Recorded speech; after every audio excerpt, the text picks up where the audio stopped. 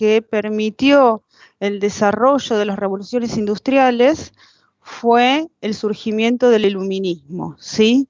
El iluminismo que cambia el rol de la visión que tenía el hombre de sí mismo, de la naturaleza y de todo su entorno.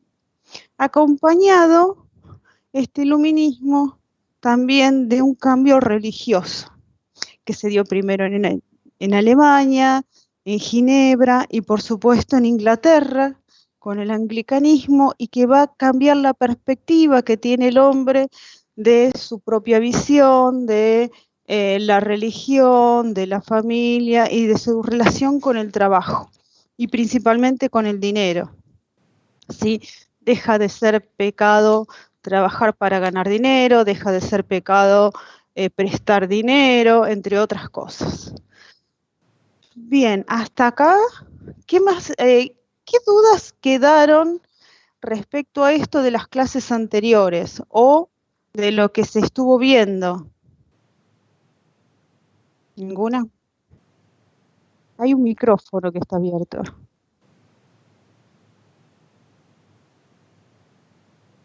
Bueno, ¿no hay dudas? No, ninguna. Bueno. Bueno, iba a escribir acá por si no me estaban escuchando. Bueno, si no hay ninguna duda, vamos a seguir. Tengan en cuenta, ¿sí? Esta es la última clase que vemos del libro del profesor Silva. Es un libro, como les dijo la profe Julia, bastante complejo de leer, por eso nosotros estamos haciendo como una visión, ¿sí?, más amplia. Ahora, estos cambios religiosos, se me enredó todo el cable, estos cambios religiosos, filosóficos, ¿sí?, que cambiaron la visión que el hombre tenía de sí mismo, que tenía de la naturaleza, surgieron también paralelamente a otros cambios que tienen que ver con la organización social. Y uno de estos que ustedes tienen en el libro es la revolución agraria. ¿Alguien recuerda qué era la revolución agraria o qué había pasado, qué había propiciado? ¿No? ¿No fue cuando se empezaron a limitar los campos de vuelta y se tuvieron que ir varios campesinos para las aldeas? Exactamente. Cambia la normativa, la legislación, principalmente en Inglaterra, comienza la ley de cercos, se comienzan las principales familias, sobre todo nobles, a cercar los campos, por lo tanto se expulsa a los campesinos que si quieren quedarse tienen que convertirse en arrendatarios, y la mayoría son expulsados a las ciudades. ¿Sí? Los principales centros, que en Inglaterra teníamos Londres, Oxford, pero principalmente Londres. Estos campesinos se movilizan a las ciudades, dejando atrás todo su estilo de vida, desde lo más elemental como la organización familiar, desde vivir en un ambiente limpio dentro de lo posible, sano, donde ellos mismos trabajaban para obtener su comida, a un lugar absolutamente inhóspito, donde vivían en condiciones poco salubles y donde no tenían ni siquiera el espacio físico, ¿sí?, para relacionarse entre ellos y para tener una vida digna. Esta revolución agraria, ¿qué permitió? ¿Qué generó? Además de esta movilización de estas personas, que vamos a ver también cómo les cambió la vida. Ahora, si alguien se acuerda, ¿qué generó esta movilización de tanta gente? La gente disponible para trabajar. ¿Cómo? Justo hablaron dos al mismo tiempo y se... Estaba bien. Que varias personas se vayan a la ciudad y avance la revolución industrial. Sí, la revolución industrial vino paralelo, esto fue un insumo. La revolución agraria, ¿qué le proporcionó a la revolución industrial? Más mano de obra. mano de obra absolutamente barata. Es decir, había muchísima gente en los alrededores de las grandes ciudades con hambre, ¿sí?, que aceptaba trabajar en condiciones infrahumanas. Paralela a esta revolución agraria, comenzaba a darse lo que era la primera revolución industrial, ¿sí? ¿Y cuál fue el sector donde se desarrolló la primera revolución industrial? No. ¿Cuál fue el sector, vamos a poner industrial? El textil. ¿Por qué? Porque Inglaterra se dedicaba principalmente a los tejidos, ¿sí? Criaban ovejas, cabras, y su fuente, ¿sí?, de su principal industria era la industria del textil, telar. Industria telar, ¿cómo? Ah, no, es alguien que está hablando, no me estaba hablando a mí. Activen los micrófonos para responderme, amigo, a sus compañeros, porque si no, ¿qué les estaba diciendo? Bueno, la industria británica de la corona, principalmente en esa época, era la industria textil. Esta industria textil tenía una característica muy particular, que eran organizaciones familiares, ¿sí?, donde se trabajaba y se vivía en el mismo lugar, un taller artesanal, donde usualmente había alguien que conocía el oficio y que lo iba transmitiendo de generación en generación, o tomaba algún peón, pero siempre era algo de subsistencia, lo que generó el surgimiento de nuevos inventos como la lanzadera volante, la spinning jenny, que permitía hilar mejor, más rápido y tejer más rápido, es producir en el mismo tiempo mayor cantidad de piezas. Entonces, si yo puedo producir más en menor tiempo y con mejor calidad, lo que puedo hacer es vender más. Ahora, acá hubo un cambio, que es ese invento sin todo el otro contexto, sin el exceso de mano de obra desocupada, sin los cambios filosóficos, sin los cambios religiosos. Hubiera sido simplemente un cambio, ¿sí?, que permitía mejorar una producción que ya se venía mejorando, se venía cambiando, pero hubiera seguido todo igual. Lo que surgió en Inglaterra y lo que muchos autores consideran es que fue una conjunción de eventos que permitió que explote la revolución industrial. Es decir, no fue un invento, no fue las manos de obra sola, sino que además teníamos un contexto religioso, filosófico, un cambio de vida muy fuerte en la época. Entonces, estos pequeños talleres, con estos nuevos inventos, que fueron inventos del saber hacer, ¿sí? No podemos decir que hubo un ingeniero que inventó la lanzadera volante, sino que un señor que tenía un taller que descubrió cómo, ¿sí?, hilar mejor y cómo tejer más rápido. Eran inventos del saber hacer.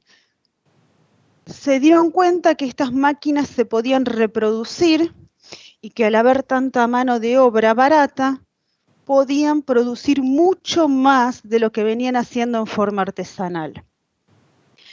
Y esto generó, primero en Inglaterra y después se va a expandir por todo el mundo, un cambio sustancial en la forma de entender el trabajo, la forma de entender la vida y la forma de entender principalmente la subsistencia. ¿Qué cambió? A nivel vida, ¿no? Después volvemos otra vez a la parte económica, pero ¿qué le cambió? ¿Lo llegaron a ver? Una mejora de la higiene y eso. ¿Mejora? Una mejora de calidad de vida, ¿no? Primero no, porque vos pensás que estas personas vivían en un campo, más allá de que sea una casita muy humilde, pero vivían con aire, con la luz, el sol, se vinieron a una ciudad. Hacinados. ¿Cómo? Vivían hacinados. vivían había más hacinados. contaminación. Empezaron a recibir un sueldo, ¿o no? Ahí está, exactamente. Antes, esta gente vivía por condiciones de subsistencia, criando sus animales en la medida de lo posible, sembrando para subsistir y pagar los impuestos a la nobleza. Esa era su vida, se regía por las leyes de la naturaleza. Sale el sol, no hay más sol, ¿sí? Se oculta el sol, la primavera, el verano, las épocas de cosecha. Ahora viene una ciudad absolutamente oscura, llena de humo, ratas, entre otras, hacinada, sin su lugar, y va a comenzar a ser contratada por estos nuevos patrones que tampoco tienen experiencia, porque ellos, imagínense que siempre también trabajaron en su entorno, ¿sí? Familiar, y en principio van a ser contratadas las familias completas que van a vivir en los mismos talleres, en condiciones absolutamente de poca higiene, muchas simplemente el salario, ¿sí? Porque no podemos hablar de un sueldo, va a ser los alimentos. Hasta que, ¿sí? Este sistema va a ir y se va a ir incrementando y van a empezar los primeros pagos miserables, pero que va a permitir a la gente aislarse o separarse, ¿sí? Y moverse en las afueras de los talleres, porque al principio vivían todos ahí. Es más, ¿por qué eran tan buscadas, por qué contrataban a las familias y por qué eran tan buscadas las familias con nenes chiquitos? 6, 7 años, mujeres jóvenes. ¿Qué tenían, a diferencia de los hombres que venían del campo? ¿Quién se le ocurre? ¿No era que los nenes tenían manos más chicas?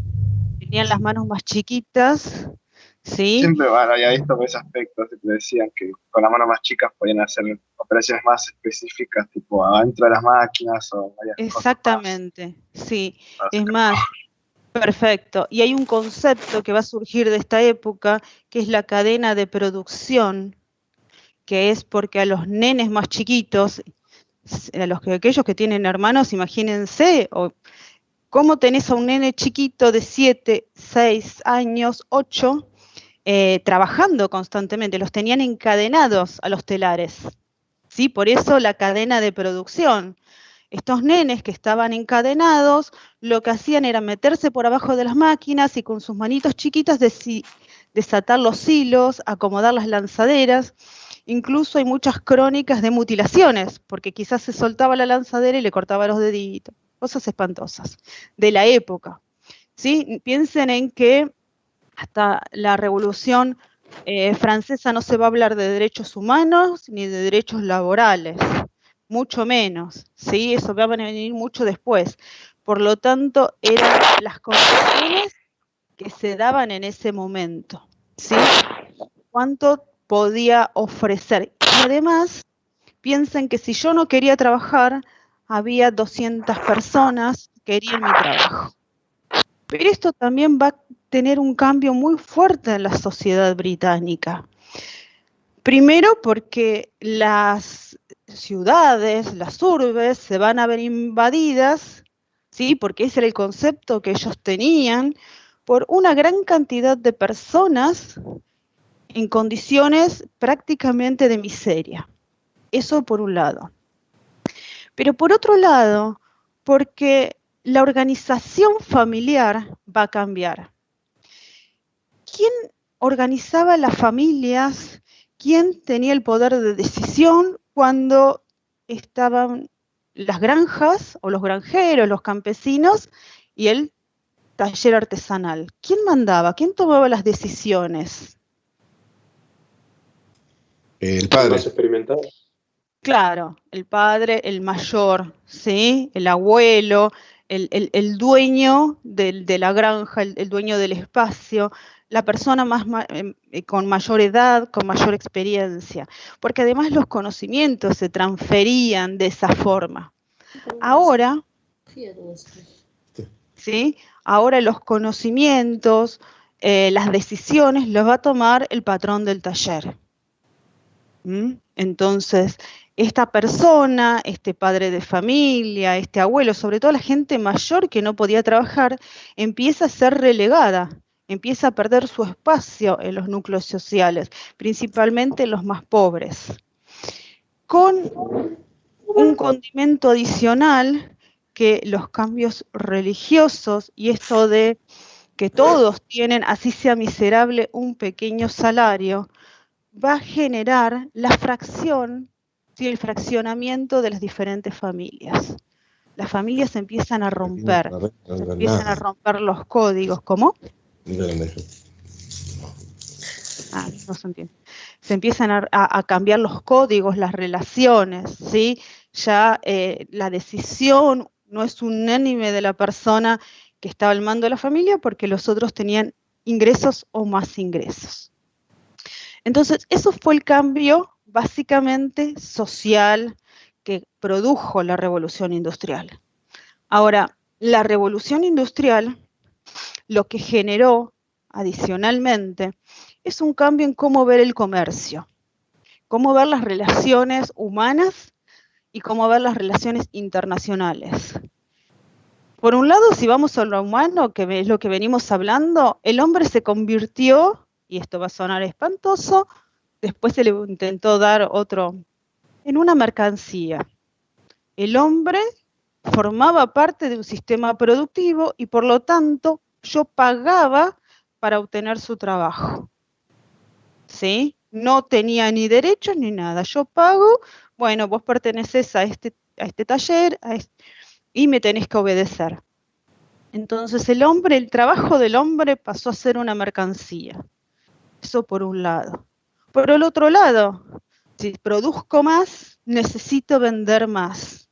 Y llega un momento que mi mercado interno, que está lleno de gente muy pobre, no me puede comprar, es decir, está sobreabastecido.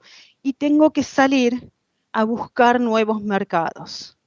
Entonces, lo que generó es ver las relaciones internacionales, que ya estamos en una época donde comienza el surgimiento de los estados-nación, donde ya estos grandes imperios que avasallaban, intentando dominar, estaban desapareciendo. Tengo que negociar y tengo que buscar otras herramientas de comercio. Si tengo que buscar nuevos mercados, tengo que vender mis productos en algún lado de alguna manera, porque este sistema nuevo que me genera ingresos se me está agotando. Piensen que si esto es en el 1760, 1750, hasta 1800, son 100 años, depende del autor, le va cambiando las fechas, ¿sí? No piensen que no es que la gente un día se levantó y dijo, hola, ¿qué tal? Ah, mira, hoy es la primera revolución industrial. No, fue un proceso que después, visto desde muchos años más tarde, se consideró la revolución industrial. En ese momento era un proceso que se estaba viendo, como el que estamos viviendo ahora, este cambio económico, social a partir del COVID. Dentro de varios años, cuando ustedes terminen su carrera, cuando muchos sean docentes, bueno, este periodo va a tener un nombre y va a tener un proceso social, económico asociado. ¿Sí? A esto pasó lo mismo. La gente esta se iba adaptando a los cambios. Y estos cambios en Inglaterra fueron acompañados por pensamiento económico, por escritores, ¿sí? Que justificaron este sistema. Y entre ellos tenemos a Stuart Mills, tenemos a Adam Smith, tenemos a David Ricardo, que son los principales. Hubo muchísimos más. Pero el principal expositor de las ideas económicas, y diría hasta que estas ideas económicas vincularon las ideas políticas, es Adam Smith, porque lo que planteó Adam Smith nos sigue hoy día afectando como países en vías de desarrollo o subdesarrollado, como quieran decirle. Porque, ¿qué planteaba Adam Smith? ¿Alguien lo vio? ¿Se acuerda? ¿Lo escuchó? ¿No? Adam Smith planteaba que existía una mano invisible que organizaba la economía y organizaba el mundo, y que había países que naturalmente tenían riquezas como la tierra, poder sembrar, criar ganado, que tenían territorios extensos y que por lo tanto tenían que dedicarse a la producción de materias primas, que era algo lógico, y que había otros países con menos territorio, pero con más desarrollo en ese momento, vamos a decirle tecnológico, pero era técnico, con más capacidad de organización, que debían dedicarse a la producción de productos terminados, de manufacturas, y que esta relación automáticamente iba a crear una mejora en la economía del mundo y por lo tanto en la economía de todos los países. ¿Eso fue así? ¿Todos los países crecieron vendiendo algunas materias primas y otros productos manufacturados? ¿Qué les parece?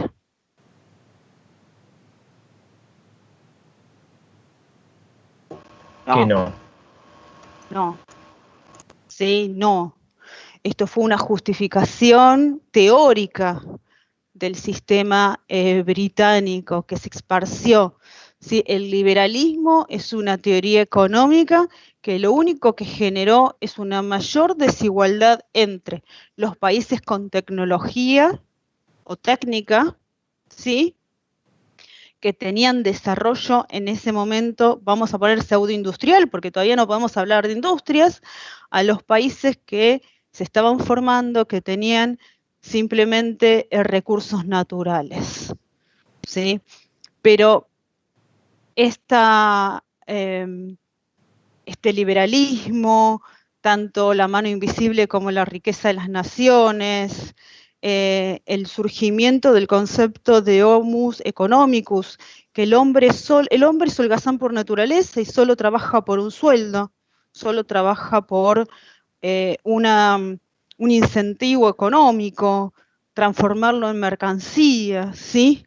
Esto va a ser el concepto económico y que también va a marcar la política de la época, ¿sí? Es una justificación. Ahora, esta nueva visión económica y política, ¿y por qué digo política? Porque las decisiones que se fueron tomando, ¿sí?, fueron en base a esta necesidad, las decisiones de posibles, incluso hasta las guerras, tuvieron una base fundamentalmente económica y basada en esta idea del pensamiento liberal.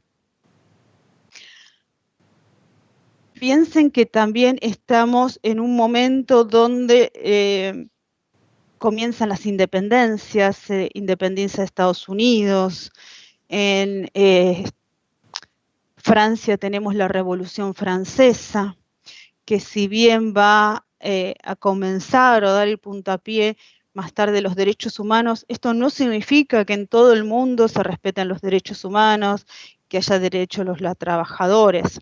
Simplemente fue un movimiento, ¿sí?, que va a tardar varios años en esparcirse por el resto del mundo, pero que va a tener como base, ¿sí?, estos nuevos movimientos de esta gente que comienza a poblar las ciudades, que comienza a ser explotada, que trabaja en condiciones infrahumanas, que ve cómo sus hijos se enferman y se mueren. Las pestes, las epidemias, Londres que en un momento colapsa y hay que reconstruirlo completamente. Y a medida que va avanzando todas estas ideas y principalmente va mejorando las condiciones técnicas de los talleres, van aumentando y van cambiando la cantidad de productos, surge un invento, ¿sí?, que después vamos a ponerlo como el motor de la segunda revolución industrial. ¿Cuál es? ¿Qué va a cambiar el paradigma del comercio definitivamente, de la producción? La máquina de vapor. La máquina de vapor. Y con la máquina de vapor, sí. ¿Cómo? Bueno, no escuché, perdón si alguien hizo algún otro comentario. Con la máquina de vapor sí va a aparecer el industrialismo, lo que conocemos como industrias. El surgimiento de la máquina de vapor no es algo que fue de un día para el otro, también fue todo un proceso, que se comenzó con las calderas, lo que fue prueba y error, por lo tanto hay un montón de crónicas sobre los accidentes y los problemas que traían, la cantidad de muertos, mutilaciones, incendios, ¿sí? Ahora, una vez que este proceso fue desarrollado, o este sistema fue desarrollado, que inicialmente también empezó la industria textil. El objetivo de la máquina a vapor era reemplazar al hombre en algunas tareas para poder hilar más rápido. Entonces, los primeros inventos o los primeros desarrollos tenían que ver con esto y después se fueron transfiriendo al transporte, ¿sí? Y en el transporte, al agregar la máquina de vapor al transporte, vamos a ver cómo aquellas naciones que dominaron esta técnica ganaron los mercados internacionales, principalmente Inglaterra, y después esto se va a llegar a Estados Unidos, incluso de una forma muy particular, porque Inglaterra había prohibido que los planos, todo aquel que tuviera conocimiento técnico, salga de Inglaterra, ¿sí? Para que todo lo que tenga que ver con el desarrollo de la máquina a vapor en ferrocarriles y en buques, y también en la industria textil, no pudiera salir de Inglaterra. Los planos y gente salió por contrabando y llegó a Estados Unidos, y en Estados Unidos comenzó a desarrollarse también las máquinas a vapor, el tren, los buques. Ahora, Inglaterra llevaba en esta época cierta ventaja en la generación de buques a vapor que permitían en muy poco tiempo para la época, cruzar el Atlántico para poder vender mercancías. Y estos buques a vapor tenían la capacidad de cargar más mercaderías, pero además era una mano de obra diferente, no dependían tanto del clima, tenían más estabilidad, ¿sí? Tenían muchas características que los hacían mucho más poderosos. Este nuevo invento va a cambiar la forma de ver el comercio internacional hasta el día de hoy. Se van a crear las principales rutas de comercio, va a comenzar este circuito de el barco tiene que ir completo de lado a lado, es decir, si viene con una mercancía tiene que volver con la otra. Se crea el negocio del transporte. En esta época va a surgir el transporte como un negocio, sumado a ya la proliferación de los sistemas financieros. Y vamos a tener en los inicios, mediados de esta la segunda revolución industrial, conflictos bélicos, ¿sí? Vamos a tener primero la Primera Guerra Mundial y la Segunda Guerra Mundial, en estos 100 años que van entre el 1850 y el 1950, las dos grandes guerras, que son muy importantes tanto para el desarrollo económico como el desarrollo tecnológico. Y que van a cambiar también la forma en que el mundo va a ver al ingeniero, al tecnólogo, ¿sí? Va a cambiar el espacio, va a recuperar un espacio que tenía en los inicios, que había quedado medio abandonado y que de repente vuelve a tener mucha preponderancia, principalmente en algunas industrias como la norteamericana. ¿Cuál es ese rol que había perdido el tecnólogo y que ahora va a volver a recuperar? ¿Cómo? El ingeniero civil, ¿no? El ingeniero civil, ahora vamos a, porque yo no sé si lo vieron, digamos que el ingeniero civil había tenido mucha importancia en estas desarrollo de las ciudades, ¿sí? Necesidad de urbanizar, necesidad de agua potable o agua limpia, necesidad de los desechos cloacales, necesidad de generar calles, porque si tenemos mucha más gente, las viviendas. ¿Y qué pasa con las guerras y las entreguerras? ¿Qué rol va a recuperar que tenía antes de ser importante el ingeniero civil? El militar. El militar, exactamente, o bélico. Recuerden que la ingeniería, no como ingeniería sistematizada, hago un paréntesis, viene desde los tiempos más remotos. Es decir, el tema es que podemos llamar hombre de ingenio o aquel que solucionaba problemas de la vida cotidiana, ¿sí? Entonces, siempre existieron estos individuos, estas personas con mayor conocimiento técnico, con mayor capacidad, que podían solucionar problemas de la vida cotidiana. Ahora bien, en la época de conflictos bélicos, de las conquistas, de los reinos, lo que era necesario eran estos ingenieros militares o bélicos, ingenieros entre comillas, estas personas que tenían la capacidad de desarrollar puentes, tenían la capacidad de desarrollar armamentos, y aquel reino que tenía los mejores equipos técnicos, por supuesto tenía más posibilidades. Si yo tengo una mejor catapulta, o que puedo, la muralla del otro reino tenía más posibilidades de ganar. Eso, con el avance de la revolución industrial, de las sociedades y de la necesidad de delimitar los nuevos territorios, la necesidad de generar nuevos caminos para los medios de transporte, había quedado en cierta forma relegado.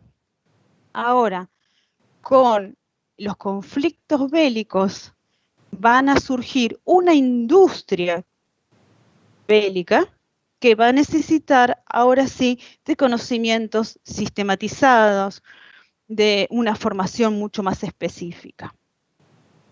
Y tenemos, por un lado, la Primera Guerra Mundial, ¿sí? Donde además van a entrar en conflicto cuestiones políticas, donde por primera vez vamos a ver cómo la tecnología o la técnica va a influir en un resultado, ¿sí?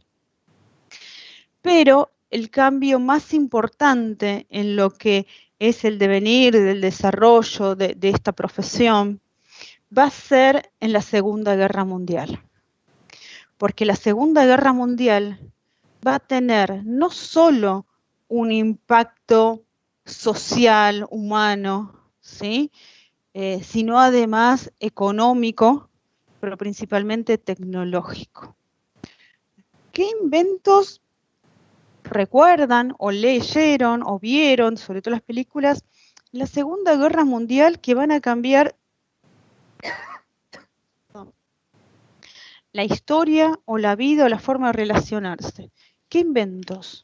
Quizás de las películas más. O el que la bomba nuclear. Esa es la más grave. Sí. Los de comunicación, los sistemas de comunicación. Los sistemas de comunicación, exactamente. ¿Las? Computadoras. Un poco más adelante, pero sí podemos decir los principales sistemas de comunicación. Entonces, entre la Primera Guerra Mundial que habíamos tenido desde el telégrafo, ¿sí? Y los primeros motores y los primeros aeroplanos, hasta el desarrollo de motores complejos, de aviones complejos y de sistemas de comunicación mucho más complejos en la Segunda Guerra Mundial. Guerra Mundial, ¿sí? Que va a cambiar la forma de concebir el mundo. Piensen que finalizada la Segunda Guerra Mundial, el mundo va a quedar dividido en dos. El capitalismo liberal, ¿cómo? Y socialismo. Y el socialismo, exactamente, va a empezar la Guerra Fría, en lo que es la política. También van a surgir organismos como el FMI, el Banco Mundial, ¿sí? La OMC, que es la Organización Mundial del Comercio, organismos que van a comenzar a regular o a intentar regular la vida de todos. Y que va a cambiar además la estructura, ¿sí? Comercial. Y acá va a surgir algo que, finalizada la Guerra Mundial, hay un montón de inventos. ¿Qué los hacemos? Primero, quiero hacer una aclaración. Cuando termine la Primera Guerra Mundial, y acá es donde está la diferencia, va a comenzar un periodo de entreguerras, que se va a llamar también paz armada, donde los países, si bien están en paz, supuestamente, comienzan a generar tecnologías de guerra, desarrollos bélicos, ¿sí? Ahora, finalizada la Segunda Guerra Mundial, se firma la paz, supuestamente no se puede hacer más desarrollos bélicos, supuestamente. ¿Qué hacemos con todos los desarrollos tecnológicos que se hicieron, todas las industrias que se crearon para ganar una guerra? ¿Qué hacemos con esos motores? ¿Qué hacemos con los sistemas de comunicación? ¿Qué hacemos con la gente? Los adaptamos a la forma así. ¿Para? Sí, los adaptamos para... Para usarlos en el ámbito. Los adaptamos para llevarlos a la vida cotidiana. Y esto es un cambio que va a modificar y que va a impulsar más adelante la tercera revolución industrial. Pero el principal cambio tecnológico, ¿sí?, y el principal impacto de estas guerras es básicamente a nivel social, más allá del desastre que generó, que estas industrias, estos desarrollos tecnológicos, tienen que adaptarse y reconvertirse para poder ser implementados en la vida cotidiana, ¿sí?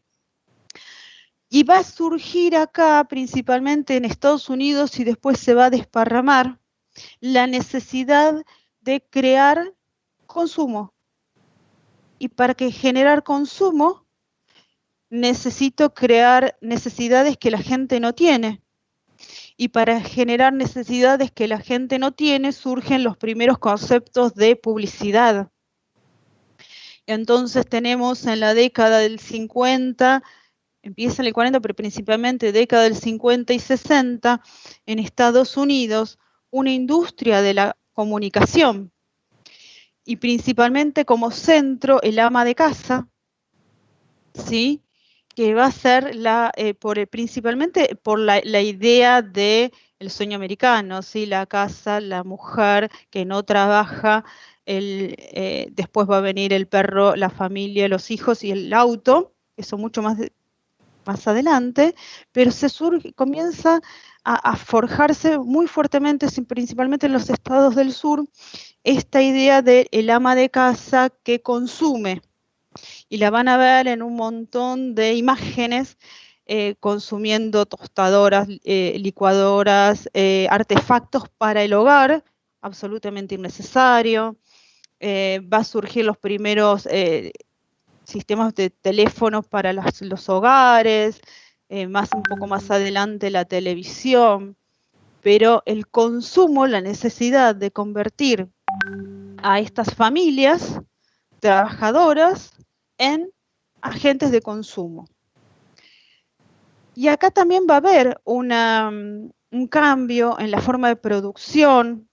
En la primera revolución industrial, yo no nombré, creo que ustedes ya lo habían visto, pero por las dudas, ¿qué sistema de producción teníamos y cómo cambió? ¿Se acuerdan cuál es el sistema de producción?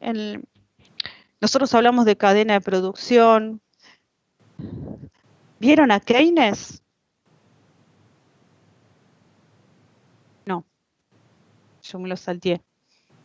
En la primera revolución industrial tenemos a Keynes, entre otros, que considera al hombre como parte de un sistema productivo que tiene que hacer, habrán visto o habrán escuchado a tiempos modernos, una sola tarea en forma repetitiva por un salario magro, y que tenés que tener esas condiciones de poca sociabilización para que la gente produzca y consuma más, ¿sí? Acá que va a surgir en Estados Unidos, pero después se va a esparcir. Va a haber dos cambios importantes. Uno, el surgimiento, liberalismo, se va a reconvertir y va a aparecer un estado de bienestar con Keynes, un estado de bienestar que significa que el Estado, ¿sí?, ese Estado que hasta esta época era absolutamente ajeno a las relaciones, va a tener que intervenir para garantizar a los habitantes condiciones mínimas de vida, condiciones de desarrollo, ¿sí?, salud, educación, bienestar. Y acompañado de este estado de bienestar va a surgir una nueva forma de producción, que es el Fordismo.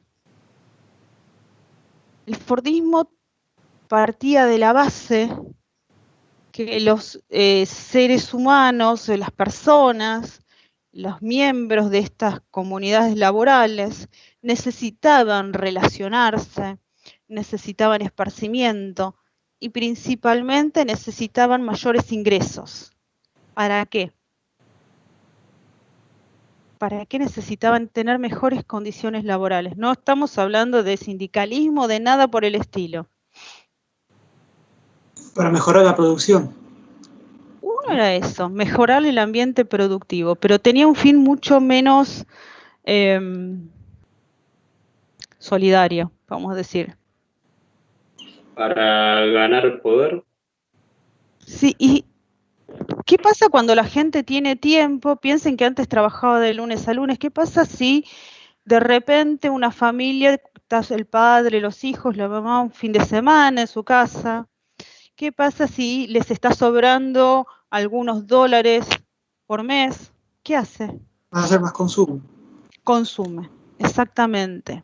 Lo que planteaba el Fordismo es, para que en mi industria siga desarrollándose, yo necesito consumidores. Y mis consumidores, si yo apunto solamente a las clases más altas, se me agota.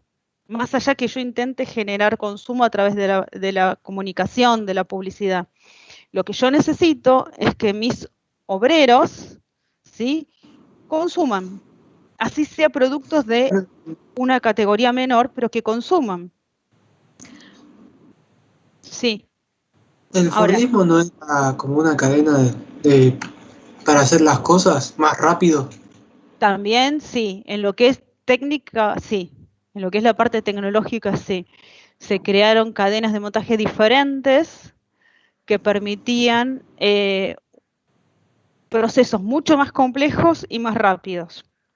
Tuvo un desarrollo tecnológico, sí, absolutamente.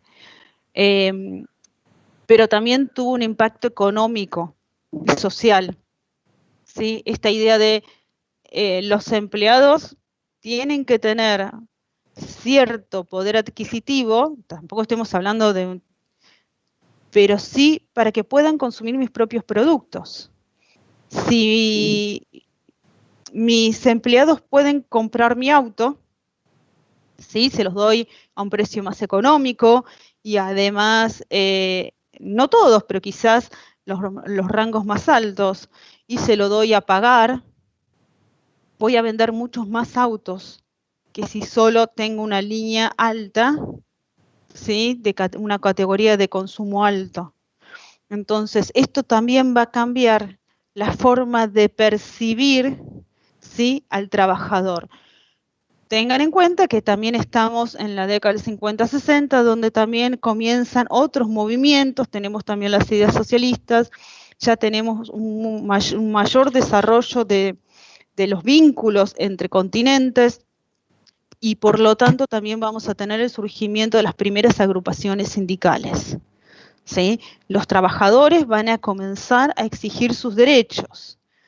En Inglaterra también van a surgir movimientos que van a comenzar a pedir por los derechos femeninos, ¿sí?, los derechos de la mujer trabajadora, que imagínense que recién en esta década, ¿sí?, van a realmente a tener efecto, así que imaginen la lucha que fue durante tantos años. Pero sí van a comenzar en esta época los primeros movimientos, principalmente en la década del 60. Y en esta década, ¿qué pasó en el 60? tecnológicamente. ¿Qué avance tenemos importante? Lo espacial, la llegada a la Luna y todo eso. Exactamente. Y para llegar a la Luna, ¿qué desarrollos hubo? Porque lo vieron por la tele. Desarrollo de los ingenieros, las computadoras. Exactamente. Este cambio, como pequeño paso y gran paso para la humanidad, significó también una serie de desarrollos que van a cambiar la vida de todos, ¿sí? Y que muchos consideran los inicios de la tercera guerra, hoy sigo con las guerras, revolución industrial, estaba pensando en la guerra armamentística y en la industria. ¿Sí? Esta tercera revolución industrial, ustedes no la tienen en el libro del profesor Silva, por lo tanto simplemente la voy a mencionar, pero sí es importante, porque lo que va a cambiar es la forma de ver la ingeniería. Ya no son personas, individuos formados que necesita la industria, sino que en muchos países, en Argentina recién ahora, ¿sí? Pero en Inglaterra, en Estados Unidos, en Alemania, se le va a dar un rol preponderante. ¿Por qué? Porque van a ser los que me van a permitir generar desarrollos técnicos y tecnológicos de forma de ir adelante, ir un paso adelante. Y el desarrollo de las computadoras, piensen que son de la década del 60, pero en la década del 80-90 se van a convertir en algo tan común que, miren, hoy nos estamos comunicando por un sistema que fue pensado con fines bélicos y para ganar una batalla al espacio, ¿sí? ¿Quién llegaba primero? Entonces, por eso se dice que ese evento, los desarrollos tecnológicos que se generaron para poder llegar al espacio, son los que van a impulsar o los que van a encabezar la tercera revolución industrial, ¿sí? Que ahora ya se está hablando de quizás una cuarta de la información. Pero eso ustedes no lo tienen. Nosotros en el libro del profesor Silva vamos a hacer el foco en la primera y la segunda revolución industrial. Como siempre hablamos con la profesora Julia, con el tema de contextos. Una revolución no es algo que surgió de un día para el otro, sino que son varios años y que no es solo un invento, sino que van acompañados de cambios tecnológicos, pero estos cambios tecnológicos van acompañados de cambios políticos, religiosos, filosóficos, económicos, políticos, ¿sí? Y sociales. Básicamente, lo que va a ir cambiando es las relaciones sociales también. Cómo nos percibimos como seres humanos, cómo percibimos nuestros derechos, ¿sí? Cosas que hoy nos parecen aberrantes, en ese momento eran absolutamente normales y comunes. Piensen que en Estados Unidos también van a estar en medio de una lucha por el racismo, ¿sí? Se va a dividir Estados Unidos entre aquellos que aceptan a las personas de raza negra con aquellos que los consideran inferiores. Es decir, también van a tener una lucha interna que nosotros, gracias a Dios, en nuestro país no la pasamos. Entonces, nosotros hasta el libro de Silva vamos a ver acá, entonces vamos a ver cómo se desarrolló la ingeniería y los procesos sociales, políticos y económicos, es decir, que le generan un contexto desde una actividad absolutamente artesanal y de individuos que tenían el conocimiento del saber hacer, que pasaron a ser importantes para la industria bélica, que luego pasaron a ser importantes para la actividad civil, y que eso generó la necesidad de sistematizar los conocimientos, porque si las sociedades van creciendo, yo ya no tengo acceso a esa persona que lo sabía. ¿Y qué métodos se encontraron para sistematizar los conocimientos de la ingeniería? Si alguien lo leyó, ¿se acuerda? Crear escuelas y academias. Las escuelas y las academias, y algo mucho más chiquito, pero que sí va a cambiar a futuro la forma de generar conocimiento y distribuirlo, democratizar el conocimiento. ¿El sistema de patentes?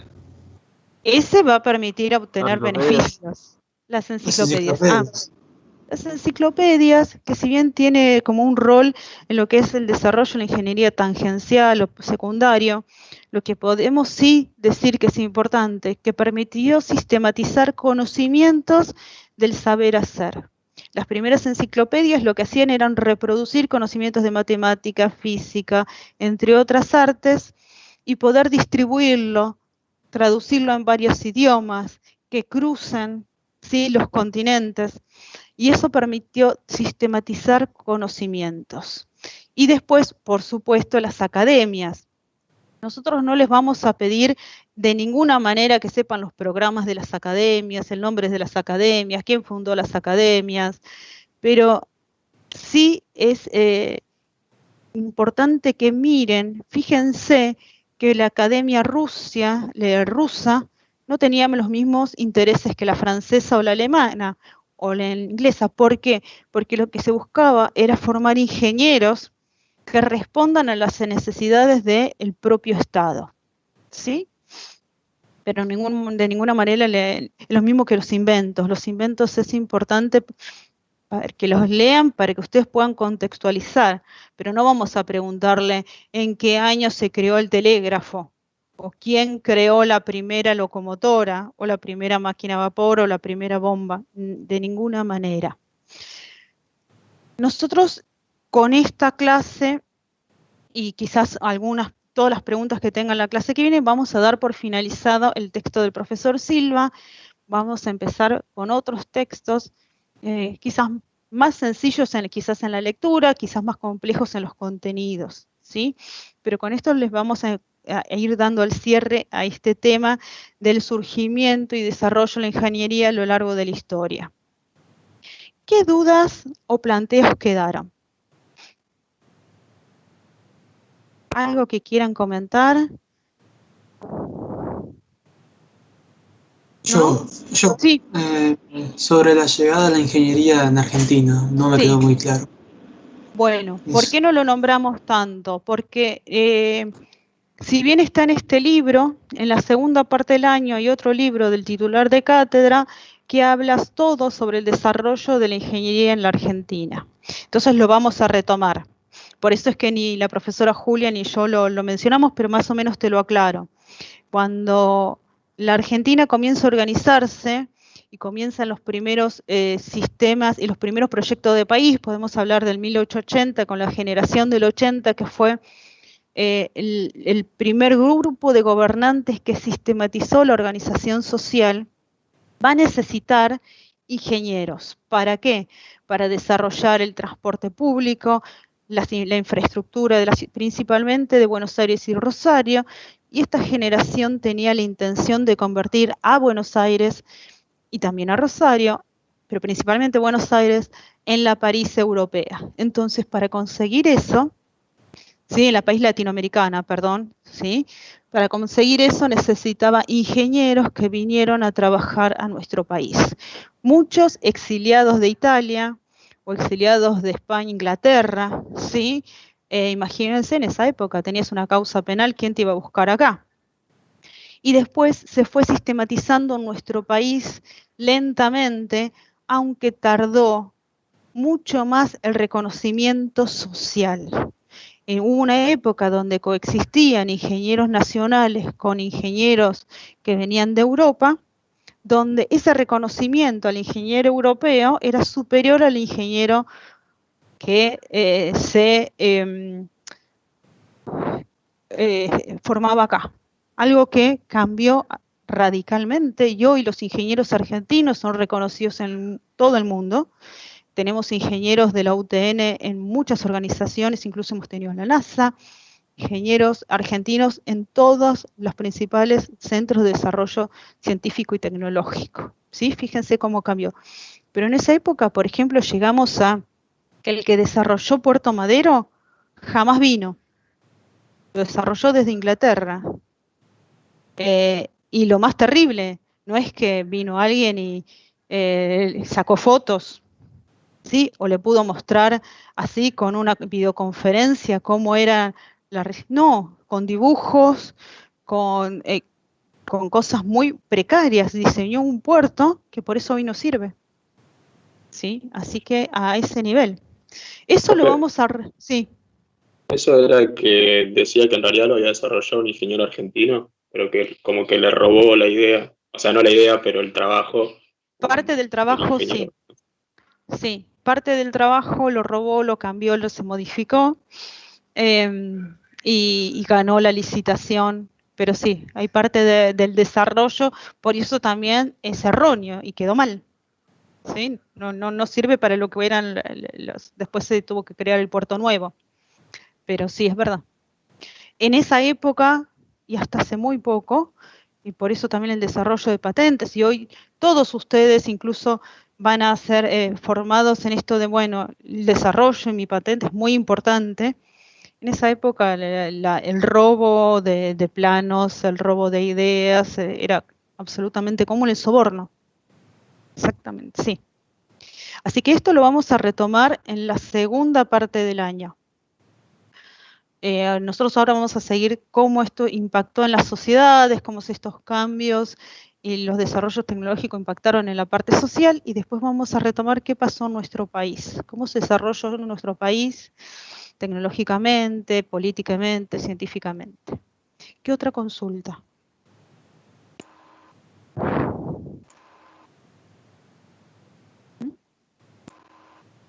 Bueno, entonces lo que vamos a hacer la clase que viene, vamos a trabajar mucho más con los TPs. Ya la mayoría tuvo su devolución, algunos no están conformes, así que vamos a trabajar la semana que viene con eso. Vamos a hablar del trabajo anual, ¿sí? Y también vamos a comenzar con cómo es el desarrollo del trabajo práctico, alguna clase de metodología para aquellos que no tuvieron en años anteriores. ¿Alguna duda más? ¿Alguna consulta? ¿No? Profe. Sí. ¿Siguen habiendo trabajos que no están corregidos? Porque a mí, por ejemplo, no me llegó la corrección. No debería. Supuestamente el sistema nos tiró que estaban todos corregidos, pero mandame un mail a mí o a la profesora Julia, cualquiera de los dos, y lo chequeamos, porque tuvimos bastante... Okay, hay algunos que quedaron en borrador, que depende en el momento que ingresábamos nos dejaba corregirlos, ¿sí? Y después ingresábamos por otro navegador y la página el aula virtual no nos dejaba corregirlos. Entonces puede ser que haya algunos que no les llegó la corrección. Quiero hacer una aclaración porque he recibido varios mails, no estoy de acuerdo con la corrección, es perfecto, no está mal que me digan, mire, profe, ¿por qué me corrigió esto?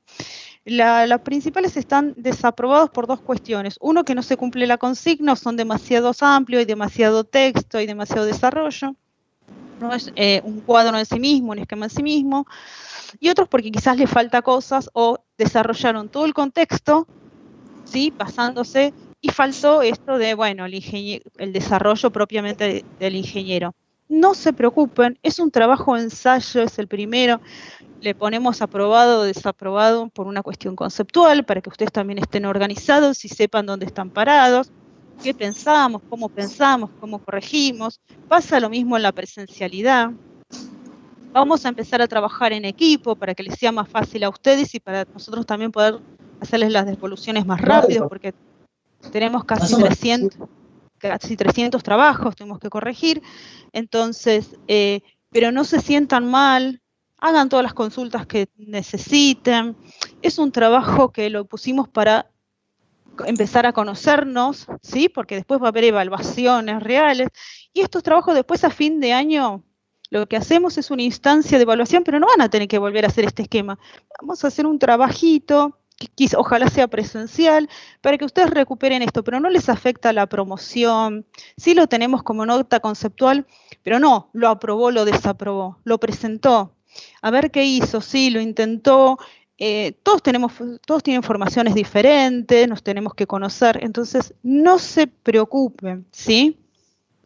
Es simplemente una nota conceptual que no les va a afectar la promoción, la aprobación de la materia, y que van a ver que van a tener trabajos aprobados, desaprobados, y por eso a fin de año siempre armamos una instancia que nosotros decimos de recuperación de trabajos prácticos, pero en realidad es un trabajo que hacemos grupal entre todos, a veces individual, depende, vamos a ver cómo se da este año, ¿sí? Sí es mucho más importante y a nosotros sí le damos mucha más importancia, incluso tiene una nota el trabajo anual, con el que vamos a trabajar la semana que viene. Eso sí, para nosotros es mucho más importante.